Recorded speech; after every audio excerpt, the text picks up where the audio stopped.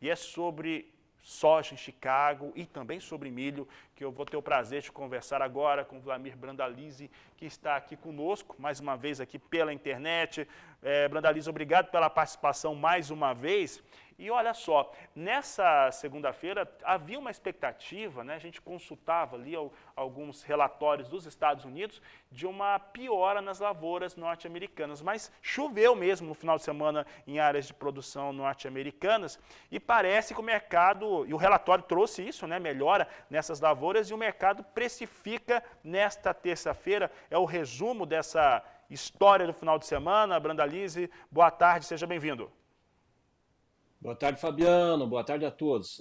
Realmente o USDA ele acabou refletindo algumas chuvas do final de semana na soja, aumentando 2 pontos aí praticamente na qualidade, né, de 58% para 60% nas lavouras boas excelentes.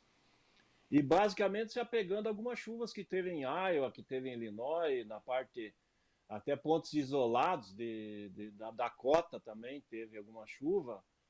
Mas o estranho é que ele reduziu a qualidade das lavouras do milho, né? Normalmente as regiões produtoras são as mesmas, né? Então, por que o milho caiu a qualidade e a soja melhorou, né? Essa chuva aí só caiu em lavoura de soja, então o mercado está meio desconfiado. E hoje aproveitou para fazer liquidação, aí fazer lucros. Ontem ele tinha operado em leve alta, porque ele veio de uma forte pressão que está tendo o trigo no mercado global.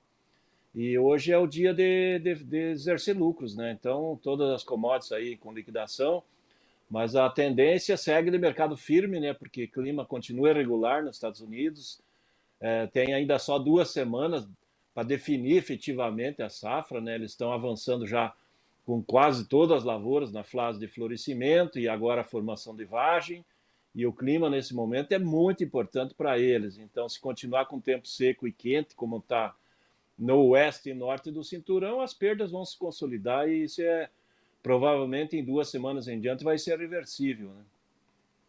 Brandalize, hoje, mais cedo, eu recebi uma mensagem Paulo Estevam, do estado do Paraná, e ele comentava o seguinte, ele perguntava, na verdade, se haveria a possibilidade de um repique aí para os negócios com soja na Bolsa de Chicago, exatamente por conta dessa conotação, porque milho piora a qualidade das lavouras, soja melhora a qualidade das lavouras, realmente ficou uma coisa meio sem sentido nesse relatório apresentado nesta segunda-feira. Você acredita que é possível, né? Aliás, parece que é muito provável, né? Tem essa queda agora, estava chegando a 3%, e daqui a pouco a gente vê subir novamente? Sim, eu acredito que o mercado vai reverter essa pressão, porque agora nessa parte aqui do nosso meio-dia, que é das 11 da manhã deles, que é o movimento maior da Bolsa, é um movimento de manada, né? Agora a manada está liquidando, fazendo lucro, e indo e forçando para ver até onde que pode ir na parte de baixo. Depois, aí, provavelmente no meio da tarde para frente, há a possibilidade de começar a reverter um pouco.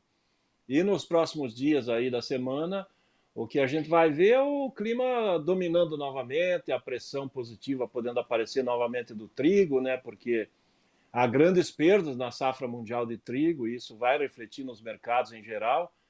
E a soja vai pegar carona aí num ambiente que está desfavorável. A gente acredita aí que já pelo menos 1,5 milhão de toneladas de soja já estão perdidas na safra americana, e nesses próximos dias aí o clima ainda não se mostra favorável, e se não tiver novas chuvas, certamente no relatório da semana que vem o USDA vai inverter isso aí, vai derrubar a qualidade, e é fator para manter as cotações um pouco melhores do que estão hoje, talvez uns 20, 30, 40 pontos acima dos patamares de hoje, que é o nível que deve trabalhar aí nos próximos dias. Muito bem, Brandalize, aqui só para fazer aquele adendo para o telespectador do canal do Boi, dólar está disparando, daqui a pouco a gente vai falar sobre dólar aqui com a equipe de São Paulo, mas dólar dispara no cenário brasileiro e, aliás, vai disparando também fora do Brasil. Mas o que eu quero falar com o Brandalize agora, e mudando de assunto, é do milho, e principalmente a respeito das movimentações internas aqui no Brasil, quanto às importações e da onde que vai originar essas importações. E em conversa com telespectadores aqui do Agricultura BR, do canal do Boi, nós temos ouvido falar muito, né, até por conta da JBS, que importou, declarou a importação no começo da última semana dos 30 navios carregados com milho da Argentina. Pergunta que está ficando no ar aí em relação se a Argentina pode ser um fator de equilíbrio aqui no Brasil em relação à oferta do cereal. Brandalize, qual que é o seu entendimento sobre esse assunto? Com relação às importações, provavelmente agora na segunda quinzena de agosto em diante nós vamos ver aí o milho chegando. A Argentina teve uma correção da safra aí nessas últimas 2 semanas, eles que acabaram colhendo mais que era esperado, e cerca de 2 milhões de toneladas a mais de milho tem disponível na Argentina. E esse milho, uma grande parte, certamente vem para o Brasil. Ele é um milho competitivo, ele chega no mercado brasileiro abaixo de R$ 90 a saca, e com isso ele acaba limitando o mercado interno. Dá para sentir que o mercado interno ele vem pressionado para baixo aí desde a semana passada. Agora, com o avanço da colheita da safrinha, ganhando ritmo no Paraná, São Paulo, que estavam bem atrasados, agora vai começar a colher forte também. Então, internamente tem fôlego para ter uma pressão baixista, mesmo que essa alta do dólar acaba não refletindo muito no custo final da importação do milho, ainda que continua chegando bastante competitivo. O milho importado em julho aí foi também competitivo, aí na faixa de R$ 82 a R$ 84 que chegou nos portos. Então, o alerta fica para o produtor, fica atento com relação a isso, porque os grandes consumidores estão buscando alternativa, e a alternativa é a Argentina mesmo. Ela tem milho, e certamente esse pessoal vai comprar para atender a demanda, e como nós não estamos fazendo novos contratos de exportação, Fabiano, é um risco do produtor, porque talvez no final do ano o milho acabe sobrando no mercado interno, porque nós estamos num ano apertado, vai ter uma condição, vai seguir favorável para o produtor, mas nós temos aí nesses níveis de R$ 80 que está dando, 81, 82 na exportação, ninguém está fazendo contratos de vendas novas, e nós estamos embarcando somente contratos antigos. E nesse mês de julho, o fechamento ficou um pouco abaixo de 2 milhões de toneladas embarcadas, quando que o mercado esperava aí que nós embarcássemos aí mais de 2 milhões e 700 mil toneladas. Então já no mês de julho se embarcou muito menos do que estava previsto. E com isso vai sobrando milho, né? Então, e esse milho certamente aí ele vai pressionar o mercado aí no final do ano se não tiver novos negócios aí na exportação. Brandalize, aqui o Brasil, o brasileiro, o produtor de uma maneira geral, não tem tanta tradição, né? Não faz tantos negócios. No futuro, no momento, nós temos poucos fechamentos de contrato, como você acabou de citar. E aí tem esse risco aí do final do ano, nós temos uma quantidade maior do que se esperava de milho no mercado interno. Por outro lado, o começo do próximo ano pode ser muito complicado para quem demanda milho no Brasil, em especial o mês de março, andando as coisas como estão. Março nós devemos ter uma quantidade muito pequena de milho no país, e aí a gente já enxerga um valor muito mais alto para esse começo do ano de 2022. Qual que é a capacidade que o produtor tem hoje de conseguir estocar esse milho e negociá-lo apenas para esse momento que possa ser que tenha um preço mais alto?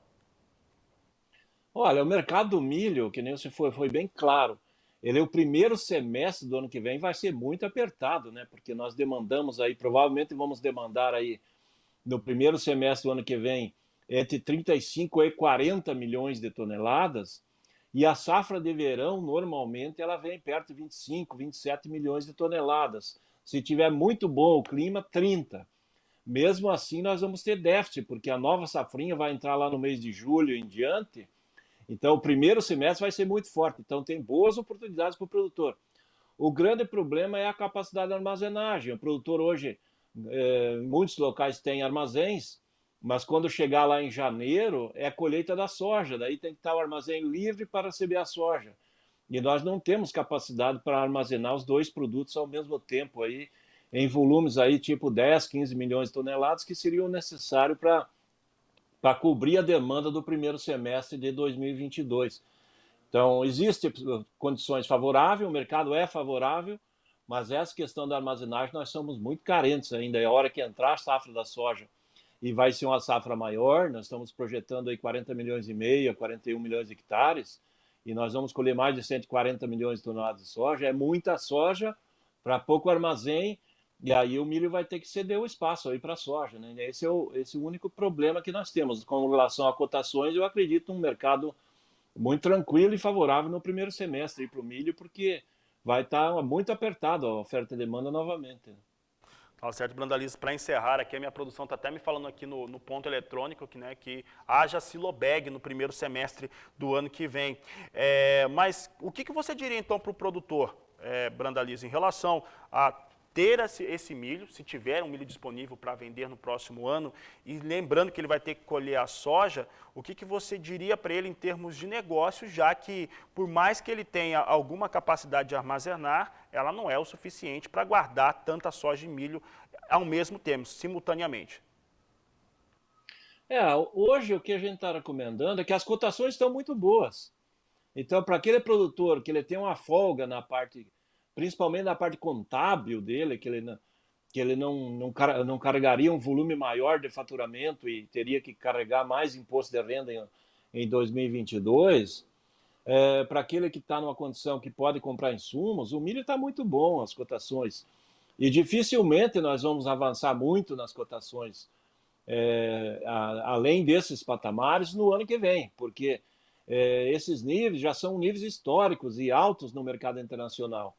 E o Brasil pode importar muito mais milho. A Argentina vai estar aí novamente para fornecer milho aí em 2022. Tem a safra americana chegando, que também pode conseguir colocar milho. A indústria tem uma facilidade com o governo, né? No caso, quando está apertado aí, o governo tira a taxa de importação e esse milho hoje chega bem abaixo de R$ 100 a saca, aí milho americano. Então nós estaríamos hoje muito perto do teto já das cotações, é um momento favorável para o produtor. Talvez em alguns locais nós vamos ter repiques de preço aí nesse segundo semestre e novos avanços, mas na média geral nós estamos muito perto do limite e a tendência provavelmente desse mês aí ainda é de queda, justamente pela chegada maior da safrinha, e a gente vai ver aí que o produtor vai aproveitar o momento aí para vender o milho. A relação de troca de milho para os insumos está muito boa, já para garantir os insumos da safrinha de 2022. Então é um ambiente favorável para o produtor, para ele fazer caixa, para comprar insumos, para fazer trocas, para quitar dívida de parcela de máquina. Está muito tranquilo, porque ele aguardar até o ano que vem, ele teria que ter aí a questão tributária como vantagem também para ser compensador e carregar estoque aí por mais 6, 8 meses aí para aproveitar a partir de março, abril do ano que vem, quando o mercado deve retomar aí uma pressão positiva, né?